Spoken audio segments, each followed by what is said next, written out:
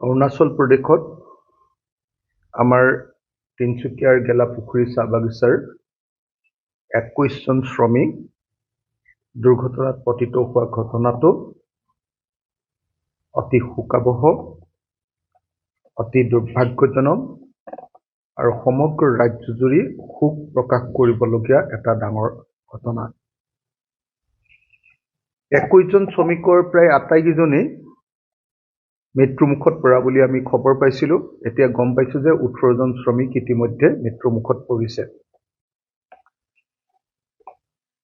18জন শ্ৰমিক মৃত্যুমুখত পৰাৰ ঘটনাটো ইমান ডাঙৰ ঘটনা যে মই ৰাজ্য চৰকাৰক শ্ৰমিকসকলৰ মৃত্যুৰ ঘটনাৰ কাৰণে ৰাজ্যজুৰি শোক দিৱস পাতিবৰ কাৰণে অনুৰোধ জনাইছোঁ। অকল এই 18জন শ্ৰমিক অৰুণাচল প্ৰদেশত মৃত্যু হোৱাই নাই, লগতে গোৱাতো অসমৰ 3জন যুৱকে মৃত্যুবৰণ কৰিবলগীয়া হ'ল। গোৱাৰ যিটো আপোনাৰ কি আছিল এইটো ক্লাব এটাত, নাইট ক্লাব এটাত আমাৰ অসমৰ 3জন শ্ৰমিকে মৃত্যুবৰণ কৰিবলগীয়া হ'ল। গতিকে এইফালে 18 প্লাছ 3জন, টোটেল 21জন শ্ৰমিকে এই সময়খিনিত মৃত্যুক আঁকোৱালি ল'বলগীয়া হোৱা ঘটনাটো অসমৰ এই সময়খিনিৰ ভিতৰত আটাইতকৈ ট্ৰেজিক ঘটনা, আটাইতকৈ দুখজনক ঘটনা। মই অসম চৰকাৰক আহ্বান জনাম যে অসম চৰকাৰে এতিয়ালৈকে এই শ্ৰমিকসকলৰ মৃত্যুক লৈ কোনো ধৰণৰ ইনিচিয়েটিভ নোলোৱা ঘটনাটো এটা দুৰ্ভাগ্যজনক ঘটনা। মই অসমৰ মাননীয় মুখ্যমন্ত্ৰী আৰু অসমৰ মাননীয় শ্ৰম মন্ত্ৰী মহোদয়ক অনুৰোধ জনাম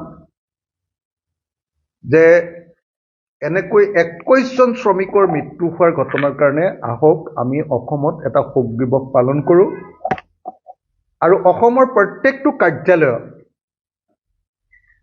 আমাৰ জাতীয় পতাকা অৰ্ধনমিত কৰি আহক আমি শ্ৰমিকসকলৰ প্ৰতি শোক প্ৰকাশ কৰোঁ আৰু সকলো ধৰণৰ চৰকাৰী কাৰ্যসূচীৰ পৰা অন্ততঃ এসপ্তাহৰ কাৰণে কোনো ধৰণৰ সাংস্কৃতিক বা এণ্টাৰটেইনমেণ্ট প্ৰগ্ৰেম যাতে নকৰে তাৰ কাৰণে মই চৰকাৰক আহ্বান জনাইছোঁ।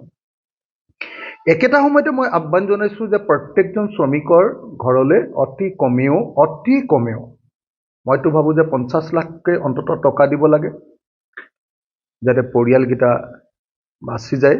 পৰিয়ালকেইটাৰ জীৱিকাৰ একমাত্ৰ উৎস এই শ্ৰমিকসকল আছিলে।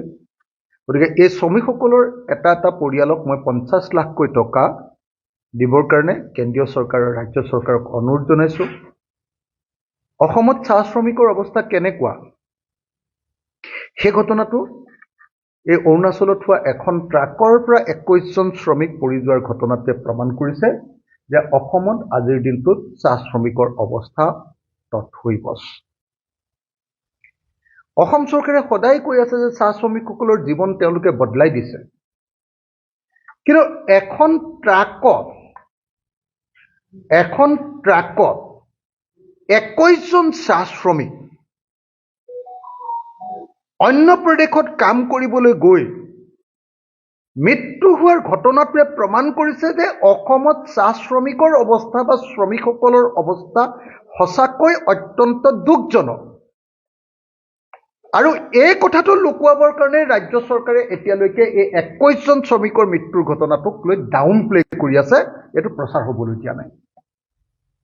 সেইকাৰণে মই অসমৰ সকলো সংবাদ মাধ্যমকে অনুৰোধ জনাইছোঁ, যদি 21জন অসমীয়া মানুহ মৃত্যু হোৱাৰ পাছতো যদি প্ৰচাৰ মাধ্যমে এইটো ব্যাপক প্ৰচাৰ নকৰে আৰু প্ৰচাৰ মাধ্যমেও যদি আচলতে শোক প্ৰকাশ নকৰে, অসমৰ জাতীয় সংগঠনবিলাক, অসমৰ সকলো ৰাজনৈতিক দলে যদি শোক প্ৰকাশ নকৰে আৰু অসমৰ টিভিবিলাকতো আচলতে মই ভাবোঁ যে চিনেমাকে ধৰি আন প্ৰগ্ৰেমবিলাক এইকেইদিন বন্ধ ৰাখিব লাগে শোক প্ৰকাশ কৰি। আৰু অসম চৰকাৰক মই এই মুহূৰ্তত সকলোকে জাতীয় পতাকা অন্ততঃ 2 দিন বা এদিন অৰ্ধনমিত কৰি আৰু সকলো ধৰণৰ ফূৰ্তিৰ ধেমালিৰ এণ্টাৰটেইনমেণ্টৰ প্ৰগ্ৰেম সকলো চৰকাৰী কাৰ্যসূচীৰ পৰা বন্ধ কৰি আৰু অসমৰ মুখ্যমন্ত্ৰীয়ে শ্ৰমিকবিলাকৰ ঘৰলৈ গৈ তেওঁলোকক ক্ষতিপূৰণৰ 50 লাখ কোটি টকা দিবৰ কাৰণে মই আহ্বান জনাইছোঁ, যাতে সঁচাকৈ অসমত এই দৰিদ্ৰ পীড়িত শ্ৰমিকসকল, বিশেষভাৱে চাহ শ্ৰমিকসকলৰ অৱস্থা অত্যন্ত বেয়া। গতিকে এই চাহ শ্ৰমিকসকলৰ এই বিপদৰ সময়ত যাতে অসমৰ মুখ্যমন্ত্ৰী থাকে, তাৰ কাৰণে মই আহ্বান